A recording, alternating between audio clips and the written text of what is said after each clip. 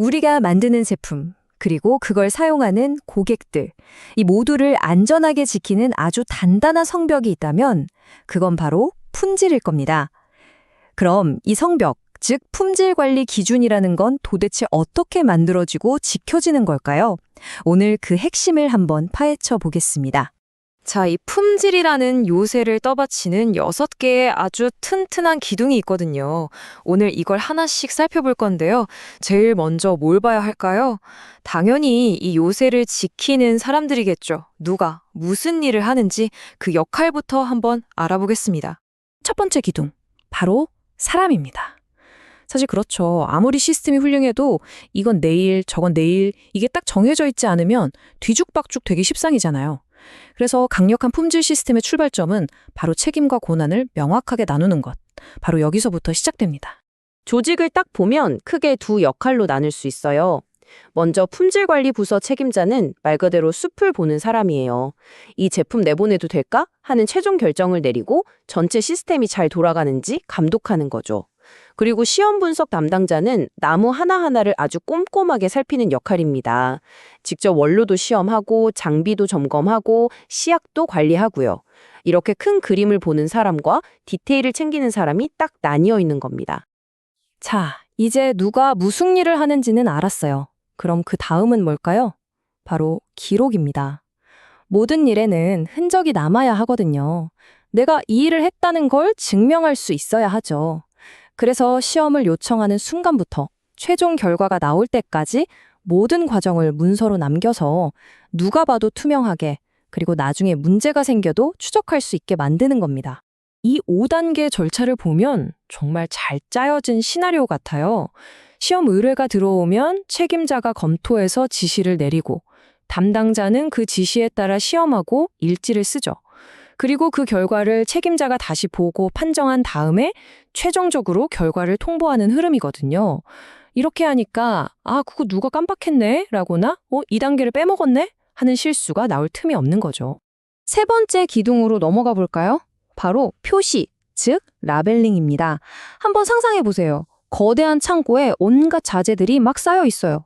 근데 어떤 게 아직 시험도 안 한 거고 어떤 게 합격 판정을 받은 건지 구분이 안 된다면? 완전 대혼란이겠죠? 바로 그 혼란을 막아주는 게 이 표시 라벨 시스템입니다.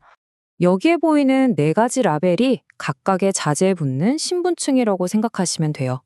시험 대기 중인지, 시험 중인지, 적합 판정을 받았는지, 아니면 부적합인지, 이 신분증만 보면 얘가 지금 어떤 상태고 앞으로 어떻게 해야 하는지가 딱 나오는 거죠. 당연히 적합 신분증이 없는 자재는 절대 다음 단계로 넘어갈 수 없겠죠? 자, 이 둘의 차이를 보세요. 왼쪽은 시험 대기 상태. 아직 신원이 확인 안 된 거나 마찬가지예요. 상태를 모르니까 당연히 어디에도 쓸 수 없죠. 그런데 오른쪽에 적합 라벨이 딱 붙는 순간 이 자재의 신분이 완전히 달라집니다. 품질 보증됨, 이제 사용해도 좋습니다. 라는 허가증을 받은 셈이죠. 이 작은 라벨 하나가 생산의 문을 여는 열쇠가 되는 겁니다. 자, 지금까지 정리해 볼까요? 누가 어떻게 기록, 무엇을 식별, 관리하는지 알아봤습니다. 이제 4번째 기둥, 환경에 대해 이야기해 볼 시간입니다. 생각해 보세요. 최고의 전문가가 최첨단 장비를 써도 시험하는 공간 자체가 엉망이라면 그 결과 믿을 수 있을까요? 당연히 아니겠죠. 정확한 결과는 완벽하게 통제된 환경에서만 나올 수 있습니다. 그렇다면 정확한 시험을 위한 환경은 어떻게 만들어질까요? 크게 3가지를 봐야 합니다. 첫째, 시험하는 기기. 둘째, 시험에 쓰는 시약. 그리고 마지막으로 시험실의 공기나 물 같은 물리적 환경 그 자체입니다. 첫 번째, 시험 기기. 이건 뭐 기본이죠. 장비가 정확해야 결과도 정확하니까요. 근데 여기서 진짜 중요한 게 있어요. 만약 기계에 문제가 생겼다? 그럼 그냥 이거 고장났네 쓰지 말자 하고 끝나는 게 아니에요. 더 나아가서 이 고장난 기계로 시험했던 과거 데이터들은 과연 괜찮을까? 하고 거슬러 올라가서 전부 재검토해야 한다는 겁니다. 이게 정말 철저한 거죠. 두 번째는 시약입니다. 요리할 때 좋은 재료를 써야 맛있는 음식이 나오는 것처럼 시험도 똑같아요. 신선하고 정확한 시약을 써야 믿을 수 있는 결과가 나오죠. 그래서 먼저 들어온 것부터 먼저 쓰고, 보관 조건 철저히 지키고, 유효기간 지난 건 바로 폐기하는 이런 아주 기본적인 원칙들이 정말 중요합니다. 그리고 마지막 세 번째, 이게 진짜 무서운 건데요. 바로 보이지 않는 적들입니다. 바로 공기 중에 떠다니는 세균이나 우리가 쓰는 물의 상태 같은 것들이죠. 이런 것들이 시험 결과에 영향을 주면 정말 골치 아파지거든요. 그래서 작업 공간의 공기는 물론이고 제조에 쓰는 물까지 정기적으로 미생물 검사를 해서 눈에 보이지 않는 위험까지 꽉 잡고 있는 겁니다. 그런데 말이죠. 이렇게까지 철저하게 관리해도 사람이 하는 일이다 보니 문제가 아예 안 생길 수는 없어요. 그쵸?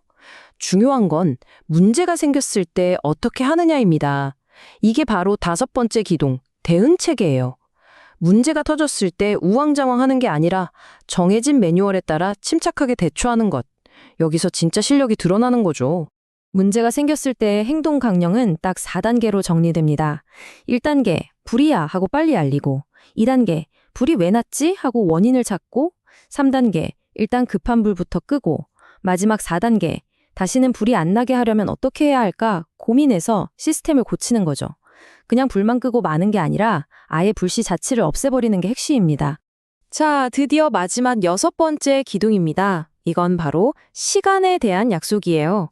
우리가 만든 제품이 공장을 떠나서 고객의 손에 들어간 뒤에도 그 품질이 처음 그대로 유지될 거라고 어떻게 보장할 수 있을까요? 우리가 제품을 살 때 당연하게 확인하는 거 바로 소비기한이죠. 근데 그 날짜 그냥 대충 정하는 걸까요?